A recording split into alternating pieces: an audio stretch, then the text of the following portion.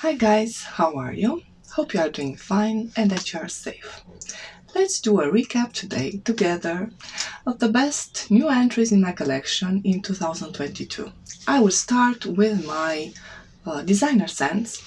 Well, niche designer, sometimes the lines are kind of blurry, but let's start with designer, and I think I will do a part 2 about my niche sense, best entries in my collection, niche. Let's start with designer. This is just an honorable mention because I'm not sure if in this format you can still find it in your country. I can still find it here where I live. So this is L'Instant Eau de Parfum from Guerlain. This is a very beautiful magnolia with honey, a rich natural smelling honey, and if I have to be honest, this edition is much better than the bee bottle, and I must admit I haven't smelled the latest one. So if you can still find it in this type of bottle, it is worth at least trying a small decant, but keep in mind that this one is very underrated. Maybe because it is a boring floral with honey, but it is such a beautiful boring floral in my humble opinion. Now to the ones that you can still find. So these are new entries. These are perfumes that I fell in love during 2022. They are not new releases, so not released in 2022, but ones that I blind bought, fell in love, rediscovered in 2022 and decided to buy them, okay, to make them part of my small collection. One of the ones that has been around for a long time, but I just really discovered it, is very irresistible from Givenchy. This one is the Eau de Toilette. I do have also the Eau de Parfum and I love them both. The Eau de Parfum is a little bit smoother. It is a little bit like better blended, at least on my skin, but it is also a little bit more quiet and it doesn't last that long, but it has beautiful rose patchouli combination, as does this one. I really love this combo of rose patchouli, and it has vanilla and star anise. Beautiful one, the Eau de Parfum. But the Eau de Toilette has better performance. It is more suitable for spring and summer. It has vervain, some citrus notes, but overall a very refreshing, beautiful experience. It projects quite well and it lasts a long time on my skin. Now a successful blind buy that I did this year. And here where I live you can still find it and it is quite affordable. Magnolia Rosé from Maison Lancôme. If my camera doesn't want to focus, I will put the picture on the screen. This is a beautiful rose magnolia with musk and suede in the base. Overall, a very feminine and elegant perfume. It has good performance, this one, not like a beast mode. No, this is a feminine scent, soft, but very beautiful, and it was a very successful blind buy, as I said, yes. The mask makes me use it more in springtime than in summer. It is not a mask like in Chanson Tendre that I can use even in summertime, but for spring this one is quite a beauty. Magnolia Rosé.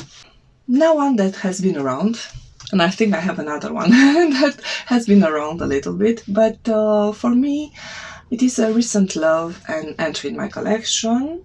I bought it this summer. I was looking, for a refreshing scent that is not citrus, and this is Absolutely Blooming from Miss Dior. I think this is my favorite from the Miss Dior range right now. I like a little bit, the Miss Dior with this type of metallic or silver bow, but it leans a little bit too sweet on my skin. Definitely I prefer this one, Absolutely Blooming. It is an Eau de Parfum. It has good performance. I think one of the best performing Dior fragrances on my skin. And from the recent lineup, not vintage bottles and stuff like that. It is basically a berry perfume. It has berries mixed with rose, and it leans more on the berry side than on the rose side. I was afraid that the perfume will lean too young on my skin, you know, immature, but it doesn't. As it settles on my skin, it is very elegant and yes, posh. I like it. I like it in spring and summer. Right now, for example, in winter, it is not the time for this perfume to shine, but it makes me feel very feminine and a little bit young at heart. A more recent release, but not of 2022, it is Narciso Rouge from Narciso. I don't know if I have found a lot of Narciso that I don't like. I like almost all of Narciso Rodriguez scents. They have that beautiful musk that is a little bit fresh in the For Her line and more sexy and sultry in this Cubes line. This one, it is a very nice spring scent, but also an autumn scent, you know, in the base, because it has a very playful tuberose rose combination. Not sure about the fruits in here, but I do smell something fruity. Yes, a little bit fruity, but it might be the tuberose.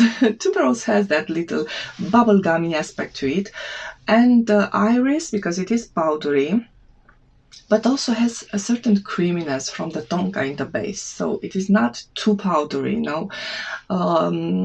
It makes me think of makeup, but not powder, more like eyeshadows and the ones that have like a creamy texture. Definitely for the ones that like musk, makeup-y scents, and girly scents, I would say. But in the base, it leans a little bit unisex because of the tonka. Very nice. Doesn't have good longevity.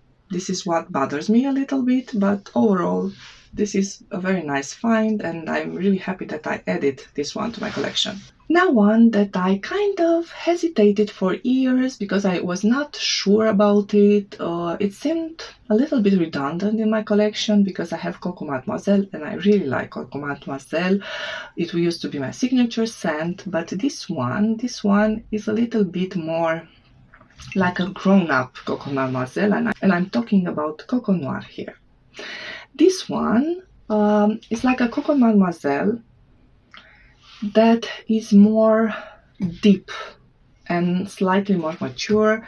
You have some citrus notes in the beginning, some bergamot if I'm not mistaken, so it is a little bit fresh and uplifting, but then you have rose patchouli, yes, I really like this combo, and some resinous base, some balm. Yes, I really like the base. It is more suitable for autumn and even winter. And overall, it is a very elegant, okay, perfume, very versatile, could be a great signature scent. You can't go wrong with a Chanel, but this one definitely is one of my favorites, Coco Noir. And now the last one from this list, but I have a lot of new entries in 2022, let's just face it. But this one was one that surprised me, that I really, really wanted it. And I hesitated because I knew that this is one that I would wear only on some occasions. It is not too versatile. I can't see myself reaching every day for it, but it is so beautiful. I really wanted it. I received a small decant from a girl that sold me another perfume, and she was very generous. She put a lot of decants, and I smelled this one, and it was quite a surprise for me that I loved it. Encens Mythique from Guerlain. So I used that sample, I wanted it, but I kept telling myself, you know, you're not going to really use it because it is a heartwear perfume, okay? It gives me a certain mood. I have to be in a certain mood. It is kind of melancholic. To me, it smells like the sea in winter time. Imagine yourself holding one rose or a few roses that are kind of frosted because it is winter and you are walking, you know, at the seaside and smelling that sea in winter time. It gave me a feeling of melancholy. Not sadness. Sadness is hard to take, and I don't think I want a perfume that makes me really, really sad, but this one definitely makes me a little bit melancholic. And yes, I remember walking at the seaside in winter with my husband. It is a romantic perfume to me. Definitely, I have to be in a certain mood to wear it, like reading a romantic gothic novel or watching a movie. And I'm really happy that I bought it. How about you? How about your new entries? Designer or niche, whatever, please let me know in the comments area. I'm very curious to know what 2022 brought in new into your perfume collection. And I want to wish you a Merry Christmas. Thank you very much for joining my channel and for watching my videos. It has been a journey that I'm very happy to have taken, and happy to meet such great people that have the same, passions like me, perfumes. Just happy that we can be a community here on YouTube and share experiences and such a great passion. Have a great Christmas and Happy New Year. Bye bye.